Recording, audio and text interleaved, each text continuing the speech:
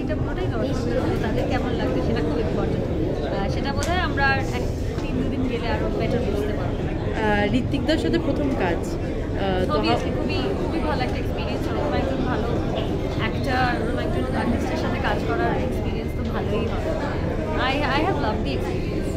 আর তোমার ক্যারেক্টারটা শেড নিয়ে, ছবিতে তোমার ক্যারেক্টারটার নাম এবং শেডটা নিয়ে যদি একটু বলো।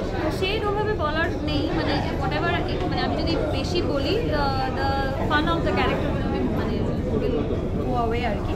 এটা একটা মধ্যবিত্ত কাপলের গল্প, যারা একটা আনরিয়াল সিচুয়েশন, একটা খুবই ডার্ক একটা ক্রাইমের সাথে জড়িয়ে যায় এবং তারপর হাউ দে রিঅ্যাক্ট হয়ে, সেটাই চমক ছবিটা।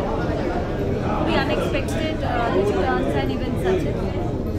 আর একদমই যেটা জিজ্ঞেস করবো যে বাংলা ছবির এই যে জয় জয়কার, পুজো থেকে নতুন বছর বাংলা ছবির জয় জয়কার, আর ঠিক সরস্বতী পুজোর আগে তোমার একটা নতুন কিছুটা প্রেমের, কিছুটা ভালোবাসারও গল্প, তো কি বলবে এই যে? না না না, এখানে ভালোবাসার এটা এটা it's a thriller, it's not like a proper murder thriller. এটা কোনো love, it's not a love story at all. আচ্ছা আচ্ছা, বাংলা ছবির যে জয় জয়কার, এটা নিয়ে কি বলবে, being a part of this industry? I am very happy, এটা চলতে থাকুক, খুবই ভালো লাগে। Thank you. আর আমার একটু